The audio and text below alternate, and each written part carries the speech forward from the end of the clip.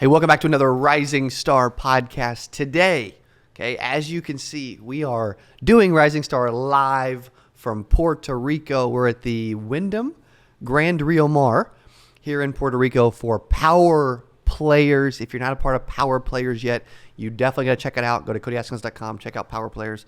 It's a private group. We're capping it at 100 members, but it's high-level people, 6 and 7, 8-figure earners that really want to collaborate. They want to learn from one another. They want to be a part of a community. They want to be a part of a network, and they really want to do something special in the space. And so I'm excited about this in Puerto Rico for Power Players, and it's going to be a blast. We got some surprises planned, something wild planned on the way to dinner one night. We also have a surprise guest speaker coming in. We've got a whole surprise list over the next several days. We're also launching and releasing a brand new 8% speaker as a total surprise that we're going to be launching and releasing to Power Players. So they get like inside scoops. They get more access to us. They get to hang out for a few days. They get to do some really cool stuff, which I love. Okay. So as I promised, we were going through the book for Rising Star Podcast. Also, right after this Rising Star Podcast, I'm going to be interviewing Casey Peterson and Lee Wilson for Power Player Podcast from Idaho Falls, Idaho. And it's going to be a cage match probably, okay? You never know what's going to go down when you get these two in a room together, okay? So as I promised, I'm doing the audio for the book. So I'm going to read through Chapter 3 really quick. Chapter 3, we've already run through Chapter 1 and 2, and then I released a Rising Star Podcast last week with Ashton, right, Dylan? Ashton Delango Lunde was our last episode, and now we're back to the book. Chapter 2 started on page 19. Chapter 3, which is also pretty short, starts on page 25. Okay, so chapter 3 is on handling objections. If you can handle objections, and I know you can, you will become unstoppable. Here's how to do it in 5 minutes. A lot of objections are human nature. Think about it. You walk into Best Buy, and when the salesperson asks what you're looking for, or if they need help, or if you can help them find anything, what do you say? No, I'm just looking, or I'm just shopping. It is human nature to say no or give an objection, even when you don't really mean it. Here's another example. Whenever I ask my wife, hey, babe, where do you want to go to dinner? What do you think she says? No, or I don't know, or I'm not sure. Well, okay, babe, if you had to choose one place to go for dinner tonight, where would you go? This is something I use all the time. I agree or acknowledge the objection and then redirect the conversation by asking the right question. These are 2 of the 3 A's you should use when handling objections. Let's talk about all 3 in more detail. 3 A's to handling objections. Agree.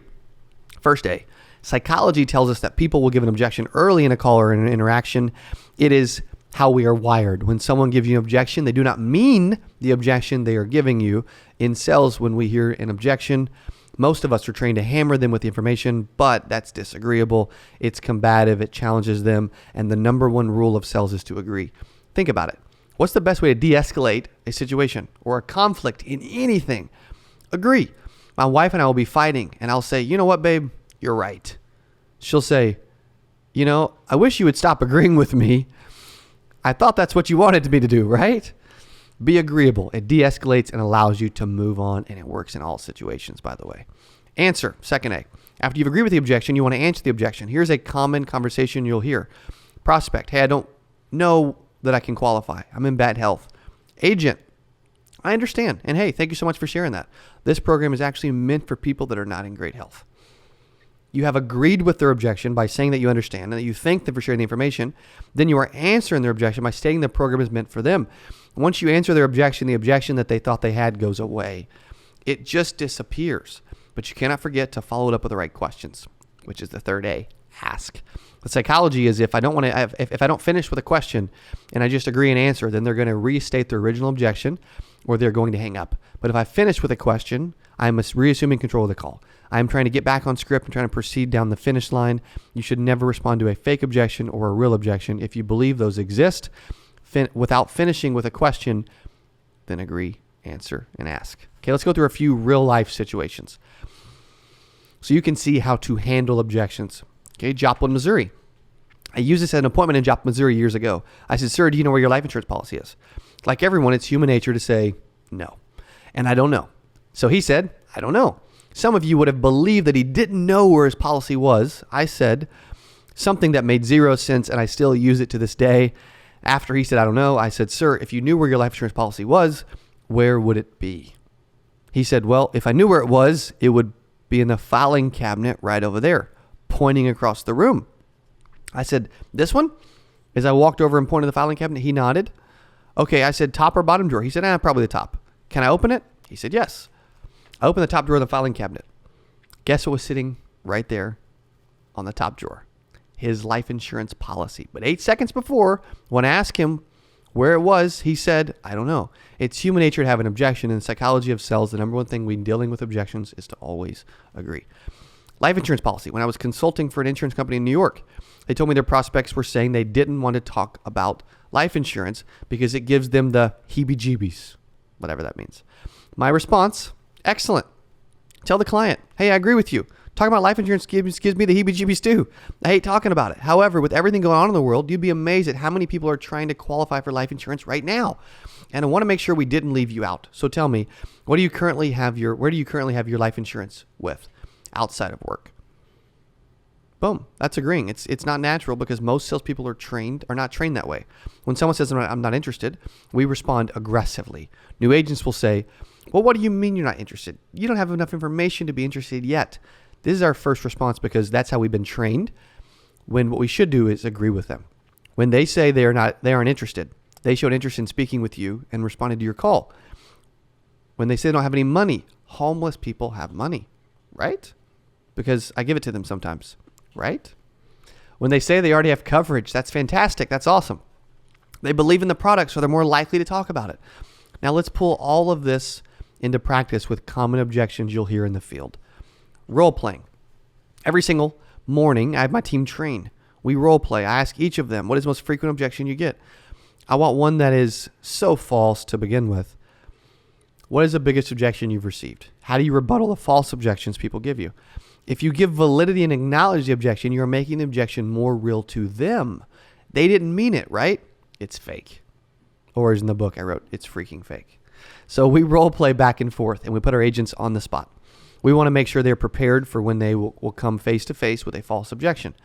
If I were role playing with you right now, I would say, hey, I'm busy. I'm going to a meeting. Call me back. Can you call me back? Agent would say, perfect. I'll be very brief. Let me ask you a quick question.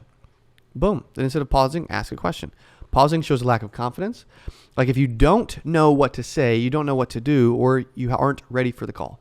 If you ever hesitate or struggle with what to say, then you've got to role play every single day. Objections. I'm busy. People don't answer the phone when they're busy. If they were truly busy, they don't have enough time to answer their phone. Here is how the call should go. Prospect, I'm busy. Totally understand. I get it. Everyone is so busy these days. Let me ask you a quick question. I'm not interested. Prospect says. You say, I understand. It's my job to simply get you the information since you requested it. Now I'm going to be out in your area on Friday. Should I just drop it off in the morning or in the afternoon? Which is better for you? Prospect says, I'm already insured. My daughter takes care of that. Agent says, excellent. I promise I promise you'll get to talk to your daughter. So tell me again, how do you spell your last name? Ask the question to get back on track and take control of the conversation. Prospect says, just put it in the mail. Absolutely. Hey, it looks like I'll be out in your way next couple days. I'll bring it with me. Does the morning or afternoon work for you? In that example, you're kind of like mailing it in person. Prospect says, I won't qualify, or I don't think I'll qualify. Agent says, hey, I totally understand. A lot of people have that concern. What is it that makes you think you wouldn't qualify? Prospect says, I can't afford it. Agent says, hey, I totally understand that. We have a lot of different payment options. Does $50 a month sound okay, or would $40 work better for you? Okay, I'm going into a meeting. You have to call me back. I'm heading into a meeting. You say, agent says, totally understand. I'll be very brief. Let me ask you a quick question. Then ask a question. Voicemail, text, and email as we wrap up chapter 3. The following can be applied to leaving a voicemail. Sending a text or an email, you can always use a normal script and leave a voicemail. Just remember to always make it concise and make it simple. Saying something like, hey, Betty, it's Cody. I'm just getting back to you. You request the information. I'm just calling here to give it to you now. I'll be out in your area. Call me back as soon as you can. That's a good voicemail. Or I would say, hey, Betty, getting back to you from your request for the new information. Hey, I've got some great news. I want to give that to you. Call me back as soon as you can. Leave the phone number twice. That's a good news callback, which is phenomenal and gets a lot of callbacks. Good news, quick question. Could also be a quick question call. Hey, Miss Betty, I got your call. I just have one really quick question. Call me back as soon as you possibly can. Leave the phone number twice. If you've called them a bunch of times and you can't get a hold of them, try this fourth variation. Hey, I noticed we haven't heard back from you. No big deal. We went ahead and processed your information. If you have any questions about what we processed, you can call me. Here's our number. Give the phone number twice. That's processing it. And that's good for when you're working the phone. They will panic, most likely, that you're processing the information and they will return your call. Or try this face-to-face option. Hey, Miss Betty, we haven't heard from you. We're just going to deliver it and drop it off to you. I'll be out in your area in the next couple days. I'll see you then. If you don't want me to do that, call me. You can see there are a ton of ways to do this. Just remember to keep it simple. Agree, answer, and ask. Agree with whatever their objection is so they know you're on their side. Answer whatever objection they think they have to remove the objection. Then follow up by taking control of the conversation by asking an open-ended question. If you do this, agree, answer, and ask. You'll be able to handle any objection that comes your way. Remember to role-play objections frequently in your office to stay on your A game. That was chapter 3, which went from page 25 to 32. And the book is called 0 to 6 Figures. You can grab it on Amazon if you haven't grabbed it yet. We're recording the audio through the Rising Star podcast so we can give some of the audio away for free. And then we're also going to take it and put it into a complete audio book that you can also grab and purchase for like 10 or 20 bucks. Okay, so if you don't have the book, go grab that so you can follow along. It's really the book on how anybody can go from flat broke to earning over 6 figures every single year. I'm going to go for about 3 more minutes, and then we're going to end this episode of the Rising Star podcast. A few things I want to share with you. Okay, number one, make sure you're grabbing the book. You're reading. You're constantly reading. For whatever reason, I used to tell myself, hey, I don't like to read. I'm not a good reader or whatever. And so I didn't read. And so how you talk to yourself, what you say, what you do is really important. If they say readers are leaders, right, or leaders are readers, either way you want to put it, and that the average CEO reads like 50 plus books a year, then guess what? Like, I want to be a good CEO. I also want to be a leader. So I need to read more, which is what I'm doing, and you should too. Okay. Also, if you're not a part of Rising Star, the price is going to go up soon. I can't promise that whenever you hear this later, it'll still only be less than $100 a month as it is right now. But I can tell you, or about $1,000 a year, the price is going to go up at some point. We're having a ton of agents are joining that every single day. Rising Star is to where you get access to a private accountability training and coaching call with me every single week.